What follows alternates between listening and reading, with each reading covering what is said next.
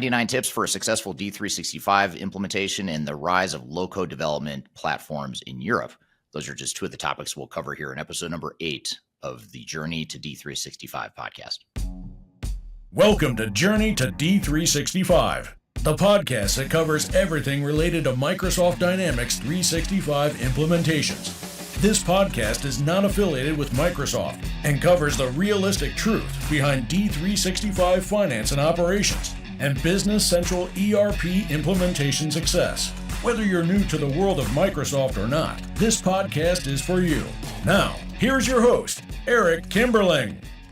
Hello, welcome to episode number 8 of the Journey to Dynamics 365 podcast. This is the podcast that covers everything you need to know about making your Microsoft Dynamics D365 implementation successful. And this is a tech-agnostic podcast that is not affiliated with Microsoft or any of its partners.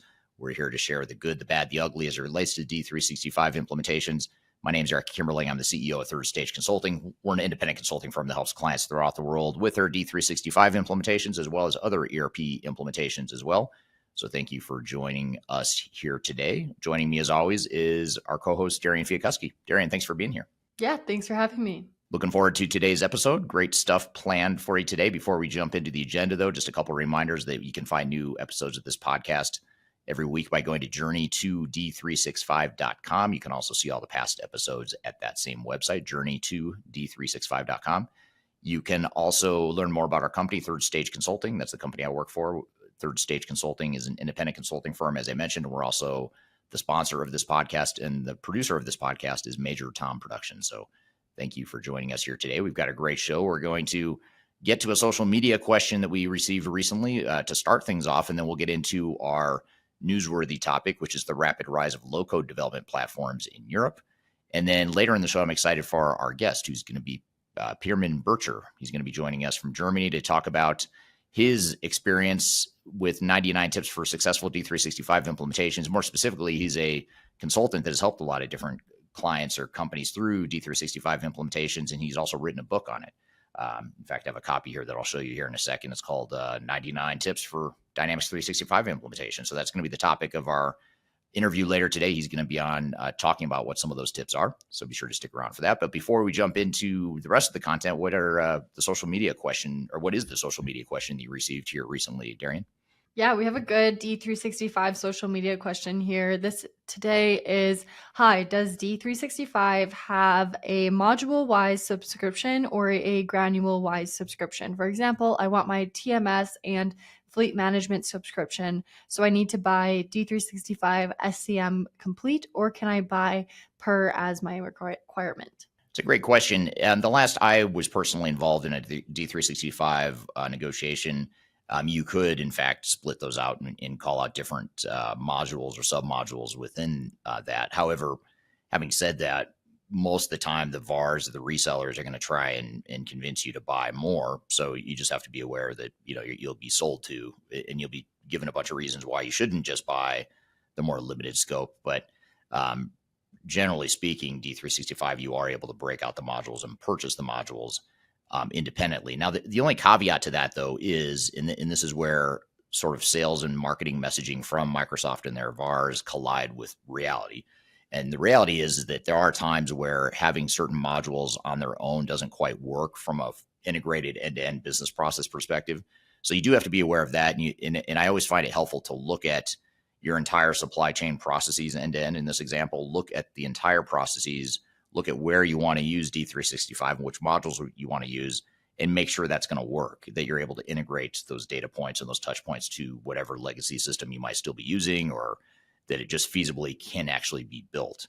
And again, that's the difference between the reality of implementing D365 and, of course, the messaging that you receive from the Microsoft community might be you absolutely need to buy the whole module, or the whole broader scope of modules. So in theory, you should be able to buy the software separately, but in reality, it may be that you need more than that just to get the software to connect or to work, or at the very least, you'll have to build integration points potentially to third-party systems or legacy systems that you might be connecting to.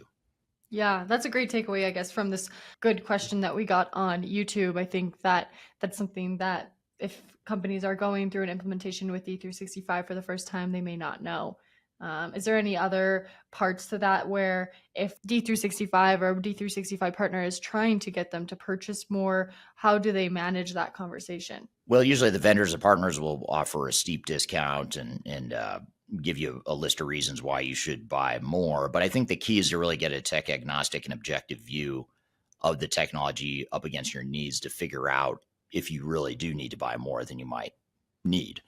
And at the very least, even if it is appropriate for you to buy a subset of the software, you'll probably still, like I said, have to figure out how you're going to integrate those modules or submodules with other systems. So having someone that can help you architect that solution and ensure that you're not missing anything in the integration and the data management and just the overall functionality and workflows of the technology, that's something that's very important to do. And that's something that companies like ours at Third Stage Consulting, being tech agnostic, we don't really care how much software you do or don't buy from Microsoft. What we do care about, because we only make money from our clients, we don't make money from the software vendors. Our only concern is making sure that our vendors are taken care of. Yeah, that makes sense. That's a great question and discussion today, but I'm really excited to move now to our newsworthy article of the day, which is about the rise of low-code development platforms in Europe. Interesting. Yeah, so our newsworthy article today talks about the rapid rise of low-code development platforms in Europe, emphasizing their transformative impact on software development. LCDPs addresses the growing demand for software by enabling businesses to build applications with minimal coding expertise, building skills gaps, and making it so you don't need somebody who's an expert at coding, essentially. Key factors in driving this trend include the need for agility and innovation, and the democratization of development, the rise of cloud-based solutions, and the demand for mobile and web applications.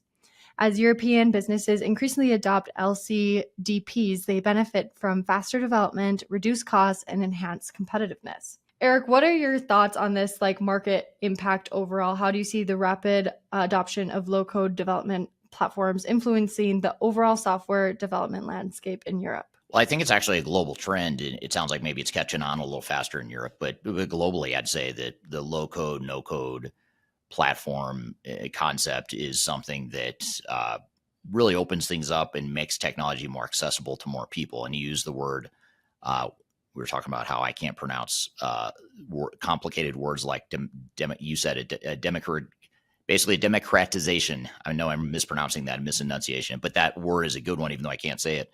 It's a good one to describe what's happening here, which is it's sort of leveling the playing field and opening up technology to a bigger audience that can actually build and be involved in the technology and the digital transformation process.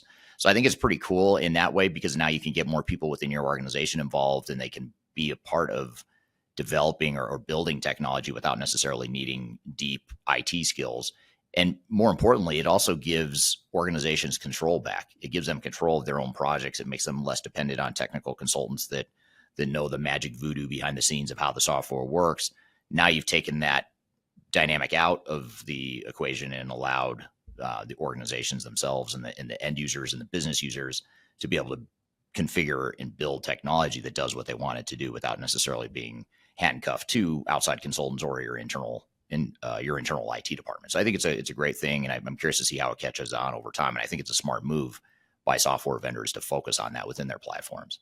Yeah, that's a great point. And on the other side of that, what challenges do you see companies having when trying to implement, low-code development platforms?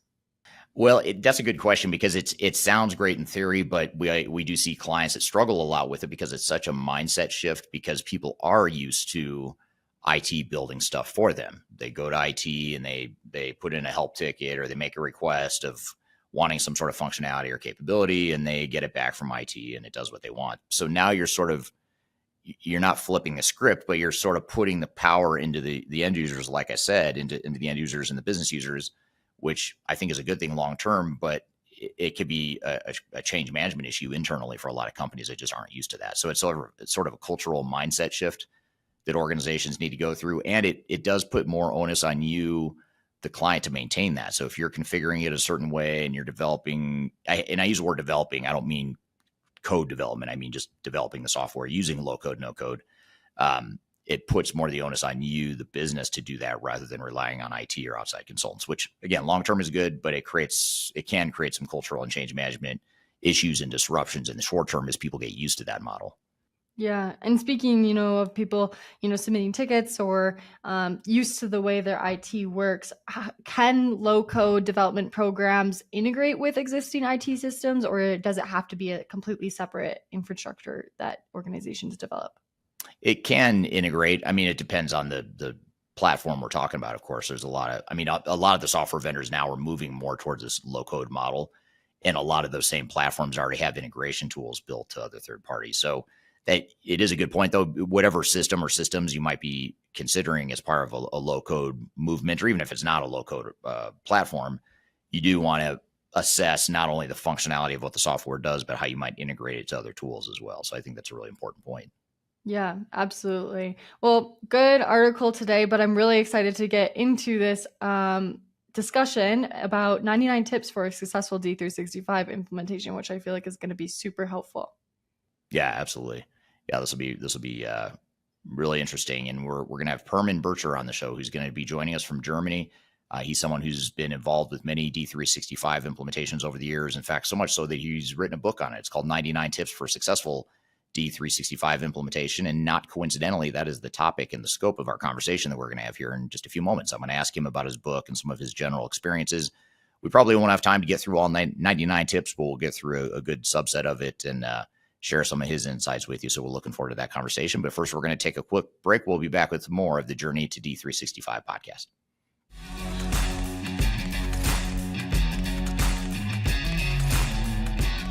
Hi, this is Eric Kimberling with Third Stage Consulting, and I want to invite you to join our annual tech agnostic conference called Digital Stratosphere.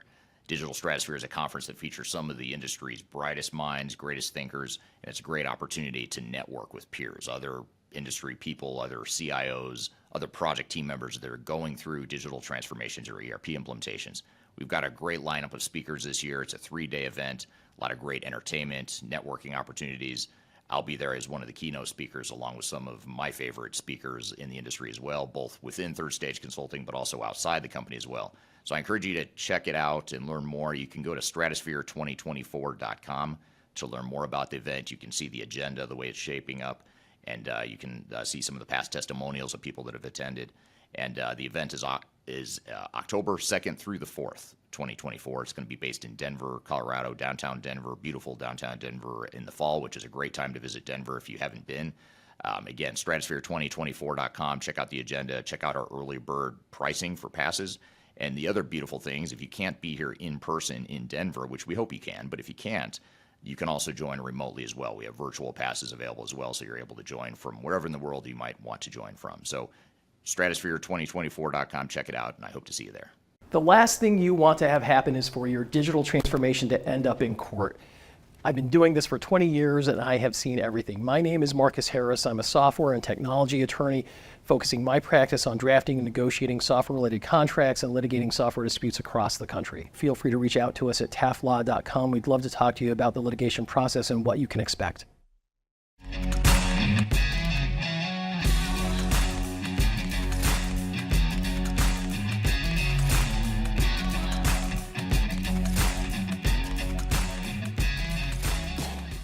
Hello, and welcome back to the Journey to Dynamics 365 podcast. My name is Eric Kimberling here at Darian Fiakuski. I'm with Third Stage Consulting Group, which is an independent consulting firm that helps clients throughout the world with their D365 implementations, as well as other ERP implementations as well. And you can find new episodes and past episodes of this show by going to journey2d365.com. And at that same website, you can subscribe to whatever platform you prefer to listen or watch to the podcast on. And the show is sponsored by Third Stage Consulting and produced by Major Tom Productions. So thank you for being here today. And here in this episode, we're going to have another first-time guest, Pirmin Bircher, who's joining us here from Germany to talk about his book called 99 Tips for a Successful D365 Implementation. I've never had him on the show before. I've never actually had a chance to interview him until now, so it's something I'm really looking forward to. So with all that being said, Pirmin, thank you for being here today. Hi, Rick. Nice for inviting me to share some of my D365 journeys. Absolutely. You've got a lot of experience in your experience as the head of business IT, as well as an author and a lecturer.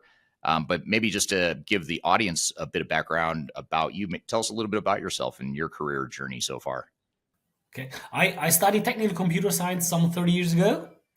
And over the last 30 years, I was mainly within business process softwares, mainly ERP system, production systems, and doing all the parts coming from the core technology developer part, deploying the solution, taking care of help desk, getting more and more the modules, taking over the role as a project leader, manager, and then having the chance to really do a greenfield deploy in a French new society for D365.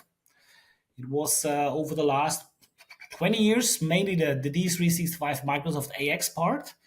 And as I'm since Axapta 2.1 with it, I always say I'm still allowed to call it Axapta, even though it's a long time no longer that name, but you don't get it out of your head so long. Right. And it shows that you've been around for a while if you still call it Yeah. Axapta. Yes.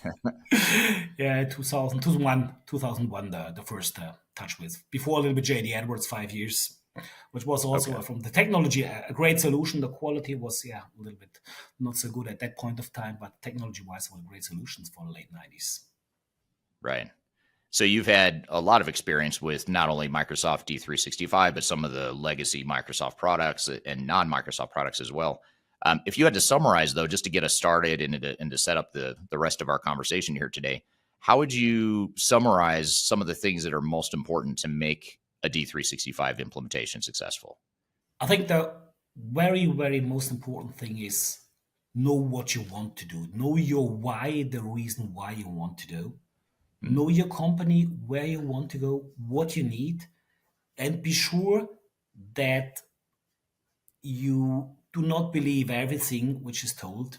There is nothing like a standard. Sorry to say that. Most what people call standard is something you had adopted, had be something agreed, but you have to find your way. And therefore, it's crucial to have the right partner, the partner who understands your business, who helps you to get to an end. But at the end, it's your responsibility as a customer to be in the driver's seat. And your partner is sitting shotgun with you. He's not doing more. He will not drive your business. It's your responsibility. And if you don't have a clear vision where you want to go, that's hard. That's really, really hard. Yeah. That's a great point, and it's a great analogy to say that you should be riding in the passenger seat you should be in the driver's seat along with your partner who's in the passenger seat. And I think that's an important nuance that a lot of organizations forget, because they think, well, I'm not the expert in D365. My partner is, so I'm going to let them sort of take control of the project. But what you're suggesting is you need to be in control. Even though you do need your partner, you want them as a co-pilot with you. You still need to be the one to define the why and what you're trying to accomplish. Exactly. The partner needs to understand your business. If you are a car manufacturer, you don't need somebody who makes orange juice as a partner, but it's your business. It's your responsible. You drive it to success. And if you have the right partner, he can help you, but your partner will not tell you how to set up your business. Right. Makes total sense. Now, as we're getting through some additional questions I have for you related to D365 implementations, I want to talk a little bit about your book, and I have a copy of it right here, and I've read most of this book here. It's called 33 Years of Experience, 99 Thoughts, 66 Minutes to Read. So it's sort of that 33, 99, 66 concept, which I like. It makes it easy to remember. And this is a book you recently published on Amazon. You could get this on Amazon, correct? Yes. And Amazon, Kindle, the source, So tell us a little bit about the book. First of all, what inspired you to write the book? Well, originally I thought about 30 years, maybe I should write a book, how to make projects right, something like this. But then I said, there are about, 10,000 methodologies, 10,000 good books, good topics. And I'm a strong believer, if you select a methodology to implement something, if you keep the methodology, it will work. You just don't divert from it. So I said, okay, why should I write an additional book on it? I said, okay, but on the other hand, I had so many experiences, a lot of things which we may know, which we are aware, but we don't want to believe, we don't want to accept. And I thought to make maybe a Kindle, a LinkedIn push out with some thoughts of it, and said that will get lost, a white paper, all that stuff. If somebody buys a book, reads a book, maybe he remembers, and he comes to all those small steps, traps he can encounter during project.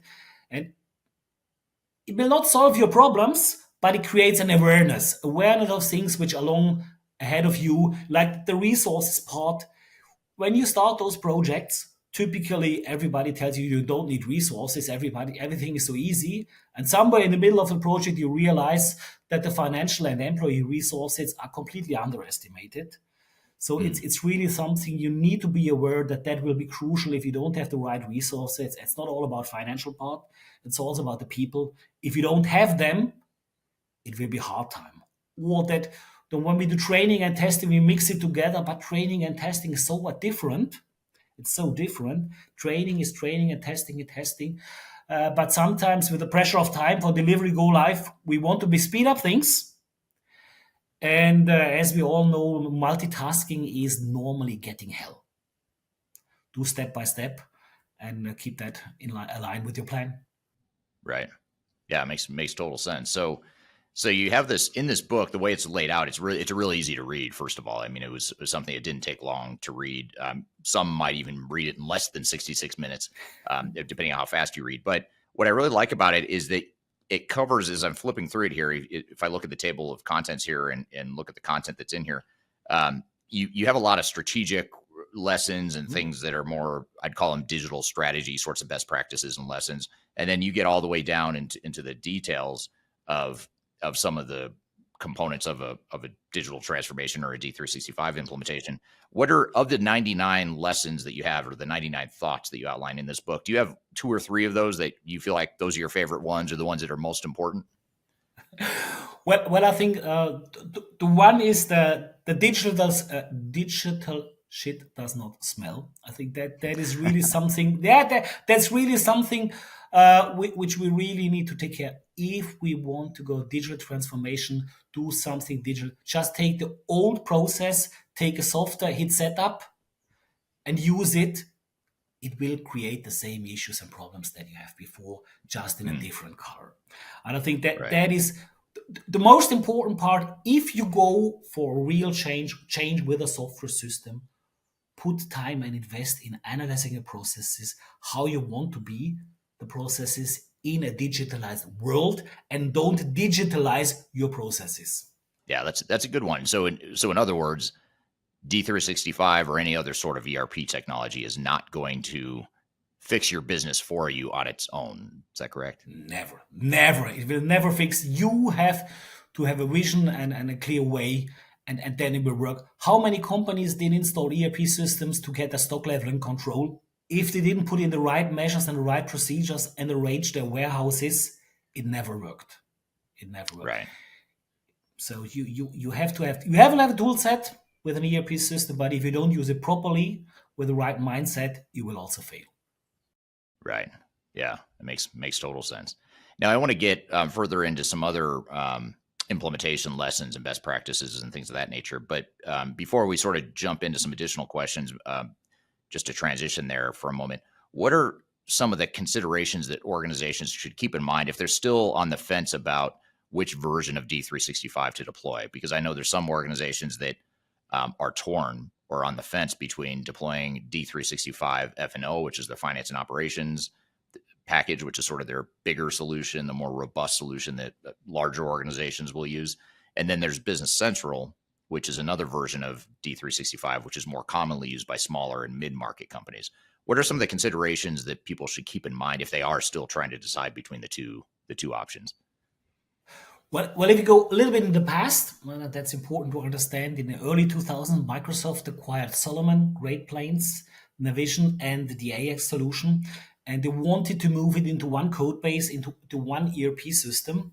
But over the time, they still stayed. Great Plains is still existing, GP solution, BC, the former Navision solution, and the AX solution and the F&O solution is still existing.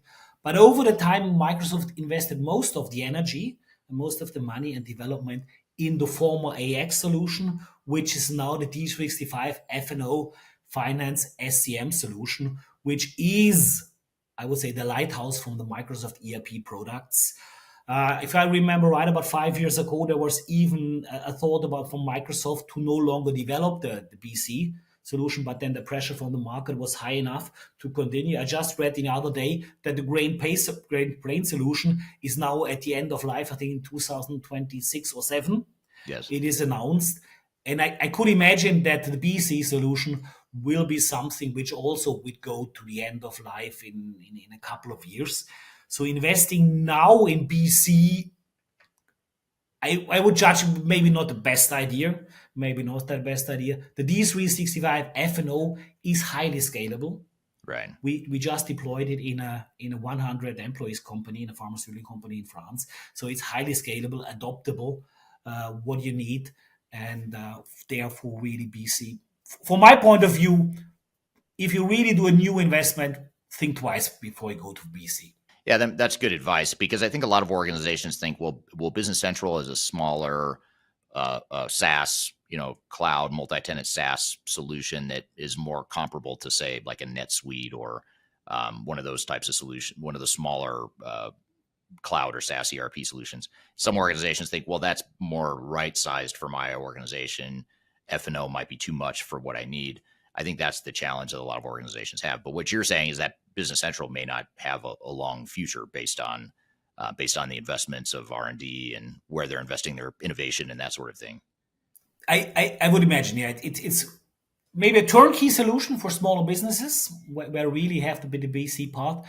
But from the longer perspective, I don't think that the lifespan will be very long with the BC part. Yeah, and we have also have to think, once you're in a software as a service solution, you depend on the vendor. That is important. When you have a legacy on-prem installation, you can use an ERP 20 years even after the end of the lifetime. Right. When it's an SAS and that vendor decides to turn it off in 5 years, then maybe in 6 years it's turned off and you have no way. I always say right-click, move back into the house button. That's not existing. I'm here with Pirmin Bircher. We're talking about 99 tips to a successful D365 implementation. I have a lot more questions for Pirmin, but first we're going to take a quick break. We'll be back with more of the Journey to D365 podcast.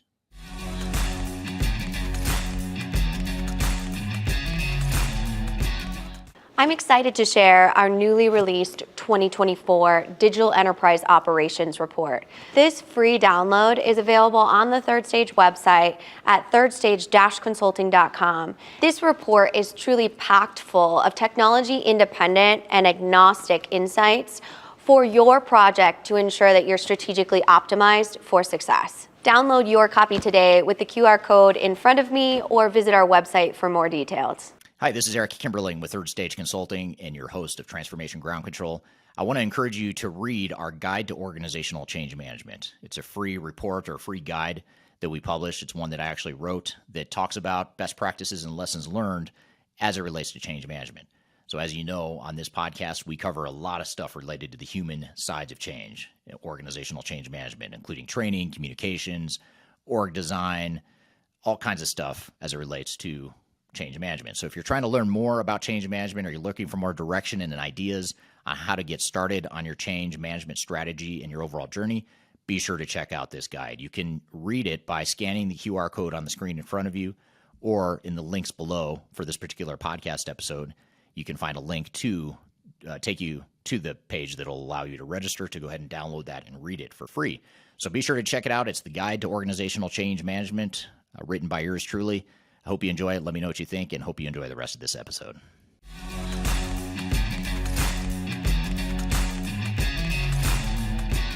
Hello, welcome back to the Journey to D365 podcast, episode number 8. I'm here with Pirmin Bircher. We're talking about some of the lessons, 99 lessons, in fact, 99 tips for organizations going through D365 implementations.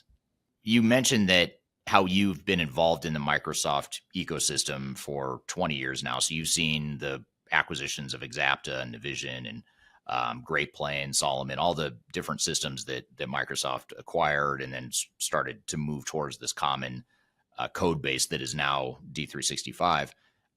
For those people listening that maybe are legacy Microsoft customers, so they might be, let's assume they're using one of those systems you just mentioned, what are some of the big differences that people should be aware of, just at a high level, of how those legacy systems compare to D365, and how is D365 different, and what are the things that we should be aware of as we're moving to a more modern platform in D365?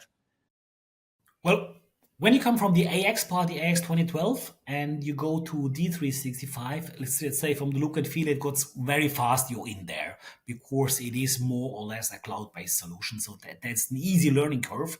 But from the other part, as the Microsoft solution, the AX especially, was always something where you could easy develop, easy modify, without touching the codes with all those layer level system.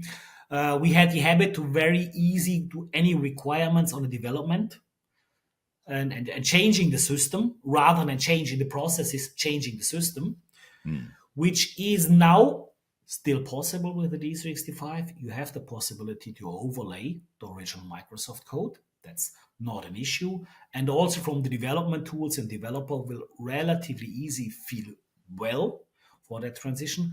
But you have to be aware that at least twice a year you have to take an update. You have to make sure that your code fixes, your code adjustments work with the new Microsoft code base. And I think that is the critical part if you come from the highly flexible, development adaptable parts from the Microsoft solution, not wanting to do this as a software as a service solution. Because all these modifications, you have to verify it. Microsoft has a strict schedule, a very fast pace. And if you do a heavy modification, then you have really maybe problems just to verify that your code base is working, and also the Microsoft code base, which you have to verify. It's not as simple as a lift and shift then, is that what you're saying? So like, I think a lot of customers think, well, I'm going from AX to D365. It's still Microsoft. It's just a lift and shift. I'm moving to a new system. It's more of a difference and more of an impact than that. It is from the visual look and feel. If you take an AX 2012 or purchasing clerk, you put him in front of D365, you give him half an hour training, he can do all his job. That's not an issue. Right. It's really very fast because the D365 F&O at the end, it's AX on a cloud-based version. So that is great. But all the habits we as IT people had to quickly make a code modification to increase the functionality, that is something which should be considered very, very critical. Right. Now, what about the Microsoft ecosystem in general? I want to talk about sort of the different resellers that are out there, the different partners, the different ISVs or the third-party ISV providers that have built an industry-specific or a functional-specific solution on top of D365. The strength and the weakness of Microsoft, in my opinion, is that there's so many different VARs, so many different implementation partners, so many different ISVs. It gives you a lot of options and a lot of choices, a lot of flexibility. So that's the good news. The bad news is it can be overwhelming to try and figure out, who are the good VARs, who are the ones that have experience in my industry, what ISV or IP do they have to offer on top of D365? Just a lot of questions that are hard to navigate. What are some just general tips you have for choosing or finding and choosing the best implementation partners and potentially the ISV solutions that sit on top of D365? Yeah, as I said, the market is relatively scattered, so you have to dig, especially if you're not. All industries are specials, but if you're maybe in a niche, where you have special requirements, to dig for the right partner. You find great partners, small partners with a couple of 10, 20 people who are doing a great job. They can provide bad things for you. Just be careful if you decide for huge developments. I think that is the other part. If there are solutions outside, then try to get them from a bigger approved VAR, because they may have the capacity to follow the pace of Microsoft. Because if Microsoft is changing functionality, small partners sometimes have problems to adopt the higher modifications. Right. If you want to have a credit card payment system, which is the base of your B2C web shop, and you develop it on your own, and Microsoft changes the core of it, and you push an update, then you really get problems. So find standard solutions which are commonly spread. The small modifications, that is not a problem. But things which go for the heart of your business, be sure that the partner has the right partners who develop the solution, who have a substantial size to, let's say, having that solution over the next couple of years online, because there's nothing worse than in 2 years or 3 years, they are not able to support the Microsoft upgrade level, and then you are lost. Right. And when you are software as a service, you cannot say, I stay on that version. Yeah, you don't have a choice. Yeah, that's it. You can negotiate a couple of weeks, a couple of months, but not for years. I'm here with Pirmin Bircher. We're talking about 99 tips to a successful D365 implementation. I have a lot more questions for Pirmin, but first we're going to take a quick break. We'll be back with more of the Journey to D365 podcast.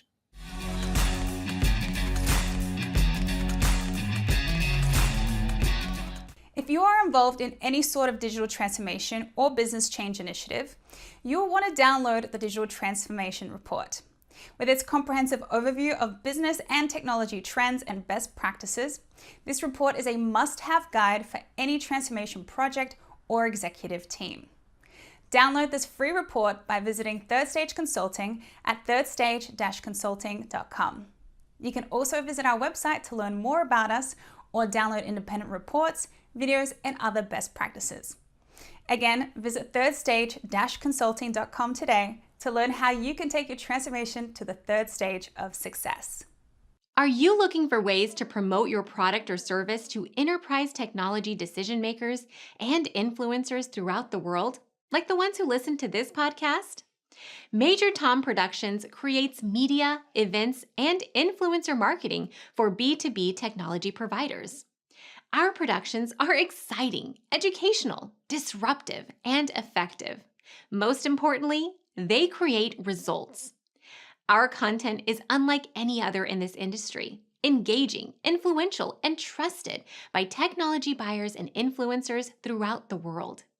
Each month, our productions reach hundreds of thousands of targeted buyers and decision makers who trust and engage with our honest and tech-agnostic content. With long-tail viral results and engagement with our content, Major Tom Productions provides a way to reach your target market and create awareness, calls to action, and a connection with potential customers. So collaborate with us today. Learn how we can feature your product or service on podcasts such as Transformation Ground Control, Journey to S/4HANA, and Journey to Dynamics 365. We can also feature your brand on our YouTube channel called Digital Transformation with Eric Kimberling, which boasts over 100,000 subscribers and over 2 million video views per year. You can also participate in our in-person events, including our Digital Stratosphere Conference. Contact us today to learn more. We can tailor a marketing campaign that works for you. We look forward to helping more people learn more about and become engaged with your brand.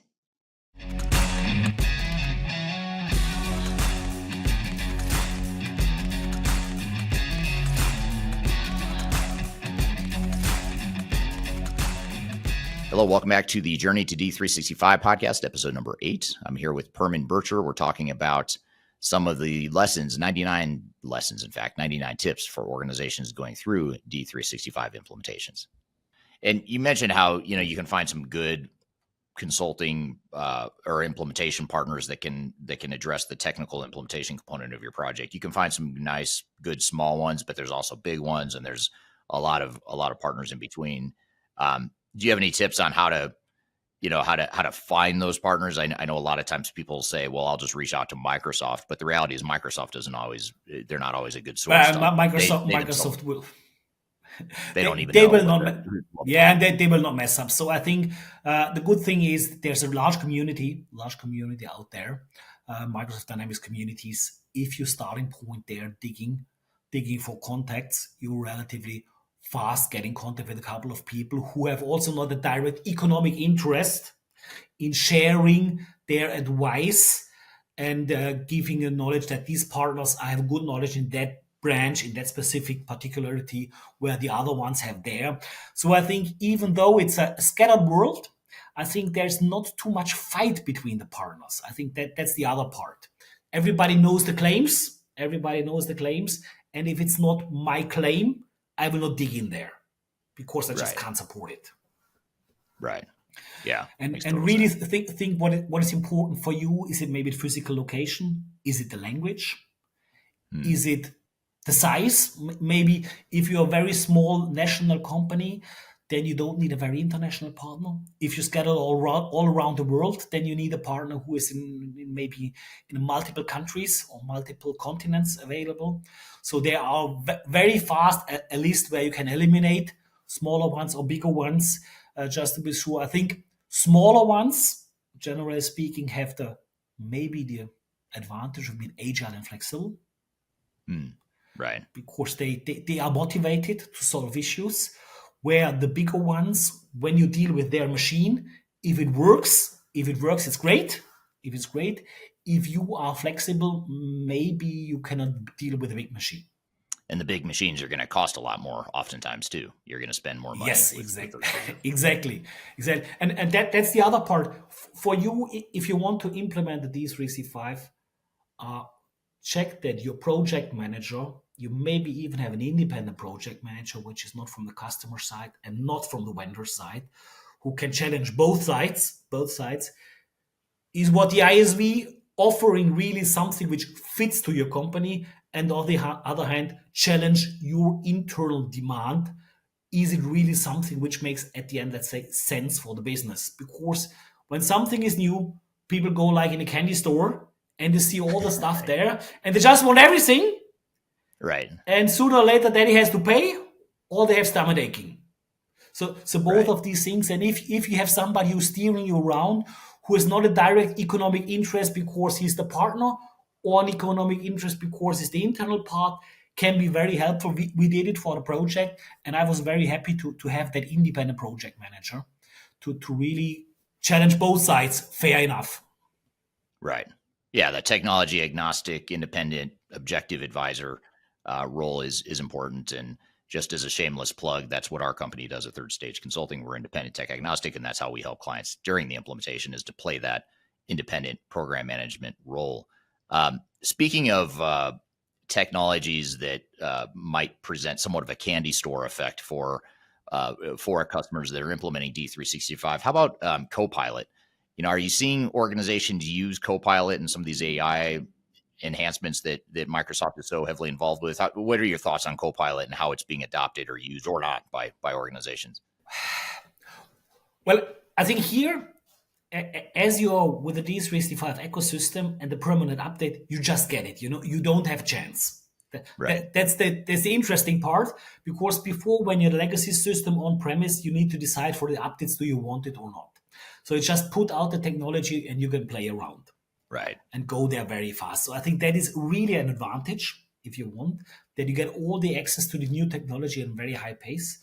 On the other hand, we as a customer, we have to build up the competence if you want to use it, because even though it looks so easy, you have to have trained people who can use it. I think that is, for the customer side, sometimes overwhelming, that fast pace between the typical daily business issues with an ERP system, the normal development and enhancement process, and then the technology changes, which at the end you didn't want, but you get.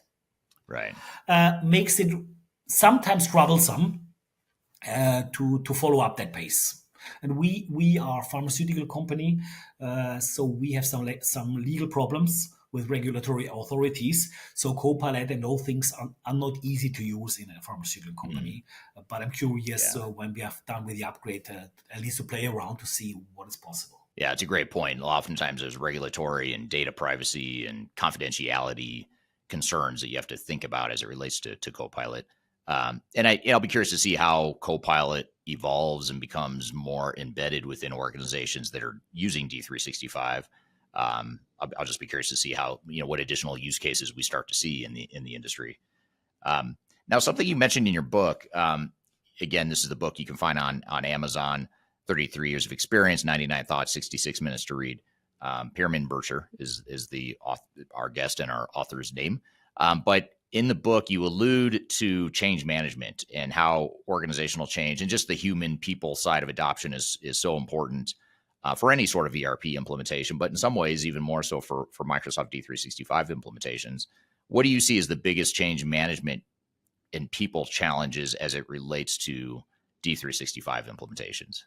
The important step an organization has to take is is to go beyond what the tool is doing to why the tool is doing it. You know, purchasing people, they know that if they press the button, the purchasing order comes out. But they don't understand the processes behind. When they understand the processes behind, they can understand what is involved and how to improve the process. So we have to get out of that, I touch that button and that happens, to understand really what happens. Right. That is also a big problem for many of our users. That's not their business. So it is the other part. We can't have users who are experts in IT system or in IT logic, maybe not. But we have to go there to an understanding why things are happening and not that this action creates that output.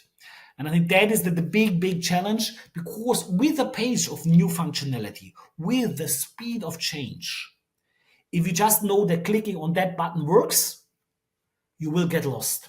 But once you have understood the whole game, then you can easily adopt. And I think that is really creating that flexibility in an organization to understand the people. That is the hard challenge. And on the other hand, really to understand that the tool is a tool, but you are in the driver's seat and you have to understand your process and define them. Right. Yeah, absolutely. Especially because D365 is a relatively flexible tool, even though it's not maybe as flexible as the old on-premise systems were, where you could customize everything you wanted. It's less flexible in that way. But when you compare D365 to, say, SAP S/4HANA or some of the other bigger name or big name ERP systems in the marketplace, D365 is still pretty flexible, which can create that candy store effect that you were talking about. You have all these options, all these things you could use, all these cool bells and whistles, different ways you could configure or maybe even customize this technology. And that requires a certain amount of discipline from a change and a human perspective to make sure that you don't overcomplicate and over-engineer the implementation. Would you agree with that? Yeah, that's absolutely, that's the thing. Having what you need for your business, your minimal viable product, what you need, and that is the core part. But on the other hand, not lock yourself down in that vision. Right. Having the mind open to understand what is out there, to evolve. But yes, you cannot do everything. You cannot do everything because of restriction of resources, finance, time, whatever it is. So make sure that you understand what a business needs. Make that, I'm not sure if I mentioned the book. I said, make your core processes not bulletproof, but tank proof. Really make them so robust that whatever happens, they will just work. Right. And then you can take care of the 30% of the special processes. You find solutions for it. If you want to integrate any special case as a standard process, you get lost. Make your core process, your core business, that it just works. Right. And then take care of the rest. Right. And to do that entails that first thing you mentioned at the very beginning of this interview. You talked about knowing the why and having that vision of what it is you want. It's sort of the same thing when you get down to your business processes too. You need to know what you want your business processes to be and what you want them to look like, because D365 can do so many different things. You need to focus and say, this is our process and this is how we want to use D365, rather than just assuming that D365 is going to give you the answers of how to run your business, because that gets real messy real fast if you just rely on the technology. Yeah. And here it's absolutely important that you have the right project manager who, on the one hand, your partner who's maybe over-motivated to integrate everything, or your internal people because they are in the candy store. Both sides can be. And if you let them together play around, you get a fancy solution which will never go live. So you have to find somebody who's steering it, who can steer it, both parts, the partner who should be motivated to push you to the top on the one hand, but on the other hand, limits to a robust product which solves your needs and also calms down your people internally that they don't get everything. And they're a neutral intermediate person who has no stopwatch in the right or left part is maybe a good thing. Yeah, good advice there. So for organizations that are just getting started on their D365 journeys, perhaps they're evaluating D365 as a potential solution, or perhaps they're getting ready or in the midst of their implementation. What sort of advice would you give to someone who's just getting ready to start that migration over to D365? Well, that's one thing with the D365. If you come from old legacy on-premise systems, be aware when you have D365 or any other real cloud SaaS system that you are no longer under control of the system. Right. I think that is important. The software vendor Microsoft defines the update spaces, update steps. You have to follow. There are some small timelines which you can a little bit adjust. You have to follow. If they move a new version, you have to test it. I think that is really, really the important part. So make your strategy clear that you can afford it. We implemented automatic testing. For that case, we have about 250 test cases for the new version, which run automatically. That takes about a week just for the test cases, reporting results and checking out. We have 2 test cases where we have mobile devices which we cannot automate. So all in all, we have 3 weeks of testing for a new version, but that's only the testing part, So, and then you have to do 2 times a year. So I think that's one thing. On the other hand, if you had a legacy system from the IT perspective, that's just fine. It works. It runs. You don't have to work with your servers and all that stuff. That technology platform is great. That is a great part. But again, on the other part, on old legacy system, you could directly attack the database, go with SQL, make your queries and all that stuff. All those things are blocked. You have to learn new tools, new ways to work with these systems because they are encapsulated. You as a customer, you only get the user interface. You don't go really in the technical part, at least not in the live system. All right. Thank you, Pirmin. Great conversation. Enjoyed that conversation. There's a lot more that we could have gotten into and look forward to reading more about it in your book. So much to debrief and analyze a bit more from that conversation. And we're going to do that here in just a moment. But first, we're going to take a quick break. We'll be back with more of the Journey to D365 podcast.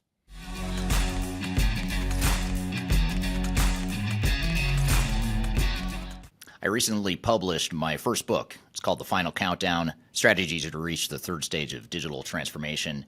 And I wrote this book because I really wanted to find a concise way to share some of my knowledge around digital strategy and how to get started on a digital transformation journey. So in this book, I cover 3 different sections. I cover the people, process, and technology aspects of transformation, with the idea that it's meant to be a starting point, a launching pad for organizations and team members that are going through digital transformations. So I encourage you to buy this book. You can get it electronically, you can get it paperback, or you can get it in hard copy as I'm holding here in front of you. You can get it by going to thefinalcountdown.com. You can also search for it on Amazon if you shop at Amazon. Otherwise, just go to thefinalcountdown.com. Love to hear your feedback on this book as well. So I hope you check it out and hope you enjoy. I'm excited to share our newly released 2024 Digital Enterprise Operations Report. This free download is available on the Third Stage website at thirdstage-consulting.com. This report is truly packed full of technology-independent and agnostic insights for your project to ensure that you're strategically optimized for success. Download your copy today with the QR code in front of me or visit our website for more details.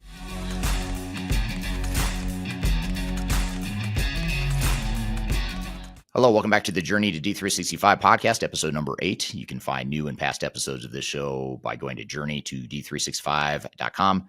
The show is produced by Major Tom Productions and sponsored by Third Stage Consulting Group, which is an independent consulting firm that helps clients throughout the world with D365 implementations, as well as other non-Microsoft ERP implementations as well. So, Darian, we just had Pirmin on the show. Good conversation. I had never had the chance to interview him until now, so really enjoyed that knowledge that he shared with us. But what were some of your thoughts and takeaways from that conversation? Yeah, I mean, overall, such a great conversation. I think he made so many strong points throughout the conversation that every company should take into account when going through a D365 implementation or before going through one. Some of my favorite, one of his analogies he made about, you should be in the driver's seat with the partner as the co-pilot. I thought that was a really good analogy to use when going through an implementation. Also, the difference between D365 and legacy systems and really breaking that down, I thought was something that was very informative. And then lastly, my other thing that I really enjoyed was his advice on, carefully choosing between D365 FO and Business Central based on, your long-term visibility or viability as a company. So I thought that was all really great points throughout the conversation, which is great. But I want to get into some follow-up questions here for you to go through this conversation just a little bit further. The first one being, could you elaborate on the differences between transitioning from legacy systems to D365 and what specific strategies or tools can help smooth this transition? Yeah. So, I mean, we've talked a bit in this podcast over the last several episodes. We've talked about Microsoft's SureStep methodology and how it's a good starting point. It addresses a lot of the technical aspects of a D365 migration. But as we've also discussed, D365 implementations are much more than a technical migration. They are generally going to be more of a process improvement initiative, a change initiative, something that really helps you rethink your business model, your business practices. So you just want to make sure you have a robust methodology that isn't limited to just SureStep. You want to start with SureStep, but then augment and wrap around SureStep with other, non-technology related components such as change management, process improvement, the overall program management and governance, and stuff that is sort of touched upon at a real high level in the SureStep methodology, but is nowhere near enough to make those projects successful. So that's probably the biggest thing, is just making sure that you have that independent objective eye on how to make the project successful and how to do so outside the realm of technology or purely focused on technology. That makes sense. What else? How can companies better assess whether D365 FO or Business Central is the right choice for their needs? I know this was part of the conversation. And he said, you want to be really careful about this decision, but how important is it to, one, pick the right choice? And then also, are there specific indicators or metrics that companies should consider when making this choice? Yeah, so I think a couple things. One is, if you're, and these are broad generalizations, so take this with a grain of salt. It may or may not apply to your situation. But in general, I'd say that if you're a really large company, say you're larger than, $500 million in revenue, chances are pretty high that if you're looking at a Microsoft ERP product or a Microsoft D365 product, it's probably going to be F&O, or finance and operations, which is more the enterprise, the enterprise version of D365. If you're under, say, 50 million in revenue and you've been using QuickBooks, or maybe you're considering NetSuite as one of the alternatives, then Business Central is probably the one that you want to be leaning towards. I think the tricky part is when you're in the mid-market, when you're in that sort of, call it 50 million in revenue up to $500 million in revenue, you're probably in this gray area where you could lean either way. But what I would say is you don't want to overcommit and overinvest and overcomplicate things by purchasing and implementing F&O if you don't need to, but at the same time, you don't want to be limited or hamstrung by the limitations of Business Central if you're a high growth company.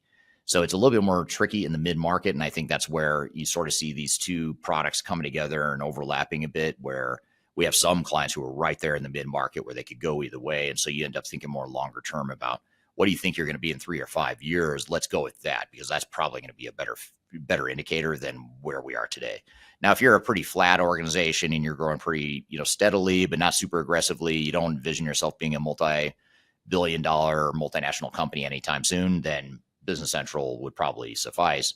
But if you have longer-term growth ambitions, you have to decide, do we want to take on the cost and the risk and the complexity in the name of building and scaling for the future?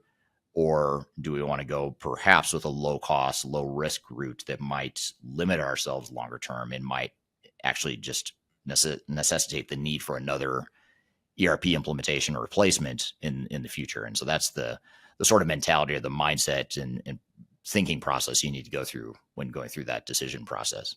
Yeah, that's very well said for the decision process that companies are going to be going through when they're going through a D365 implementation. I know one big part of the D365 ecosystem is also the partners that they have. So can we talk quickly as a follow-up to the conversation, what criteria companies should use when selecting implementation partners for D365, and how important is it to have a partner with industry-specific experience? Yeah, I think it is important to have a partner with industry specific experience, but even more important, I'd say you'd want to find a version of I should say an ISV. But when I say ISV, I don't mean just the partner. I also mean the product. So a company that has a product or that's built a product on the D365 platform to tailor it for a certain industry. I think that product is just as important as the implementation experience in terms of industry experience. I think you really do have to look at both. I think it's very important because you want to know that at least a large subset of your team that you're bringing on from the outside via consultancies, you want to know that they understand your industry and can help bridge the gap between what the technology does and what your industry and your specific needs are. Yeah, absolutely. Well, what a great conversation today. A lot of great key takeaways that hopefully our audience enjoys. Absolutely. I know I enjoyed it, and hopefully you did too, and hopefully the audience did. And want to thank you, Darian, and you, the audience, for being here today. And of course, to Pirmin for being here today. We'll have more episodes forthcoming in the future. So really look forward to sharing more guests and more content like this. In the meantime, though, if you can't wait that long until the next episode is released, you can always go to journey2d365.com. You can see all the past episodes you might have missed. Go replay past ones you already heard, whatever the case may be. So be sure to check that out. And you could also check out our sister podcast as well. It's called Transformation Ground Control. We have close to 200 episodes of that show. It's a weekly longer form podcast that we launched in early 2021. So we've got close to 200 episodes now. You can find that podcast by going to transformationgroundcontrol.com. It's a lot like this podcast, but it's more tech agnostic, and it's not just focused on D365. It's focused on digital transformation in general. So be sure to check that out. Again, that's at transformationgroundcontrol.com. And then the website for this podcast is journey2d365.com. So hope you have a great week, and we will see you on the next episode of Journey to Dynamics 365. Have a great week.